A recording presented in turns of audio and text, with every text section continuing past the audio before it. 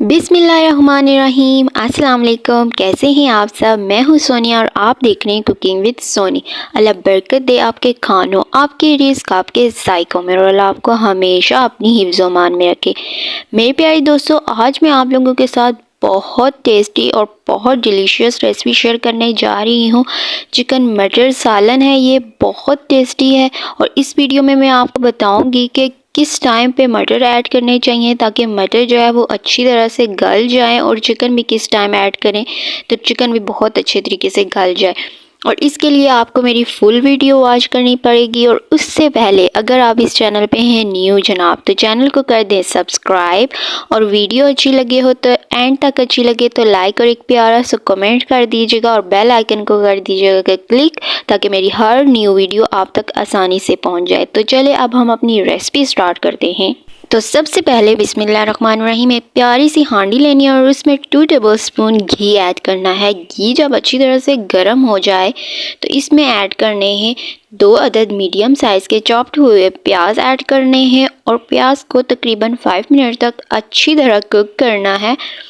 जब घी गर्म हो जाए तभी प्याज ऐड करें, इससे प्याज बहुत अच्छे तरीके से गल जाता है और बहुत अच्छे तरीके से ब्राउन इस कलर आ जाता है और नीचे ये लगता भी नहीं है। और इसके बाद अब ऐड करना है 1 teaspoon garlic ginger paste add कर लेना है। प्याज को 5 मिनट कुक करने के बाद ही गार्लिक और जिंजर का पेस्ट ऐड करना है। गार्लिक जिंजर पेस्ट ऐड करने के बाद इसको ब्राउन होने तक कुक करना है। जब ये अच्छी तरह से ब्राउन हो जाएगा तो फिर ही हम इसमें ऐड करेंगे मटर। 1 कप मटर का ऐड करेंगे। अब जब हम स्टार्टिंग में मटर ऐड करते हैं तो ही हमारे मटर एंड तक बहुत अच्छे तरीके से गल जाते हैं।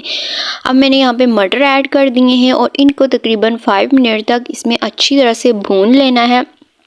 5 मिनट के बाद इसमें ऐड कर लेना है अपना चिकन। हाफ केजी चिकन यहाँ पे मैंने ऐड कर दिया है। आप चिकन को है 1 बाय 1 करके इसको ऐड कर लेना है इसमें मटर में, और चिकन की कलर चेंज होने तक चिकन को कुक करना है। इसमें अच्छी तरह से भून लेना है। ये दोनों चीज़ें इसमें अच्छे से भुन जाएंगी तो फिर मैंने लिए हैं 2 अदद टमाटर। उनकी स्किन्स रिमूव करके मैंने उनका कर लिया है, ब्लेंड कर लिया था, बहुत अच्छे तरीके से उनका बना लिया था मैंने पेस्ट।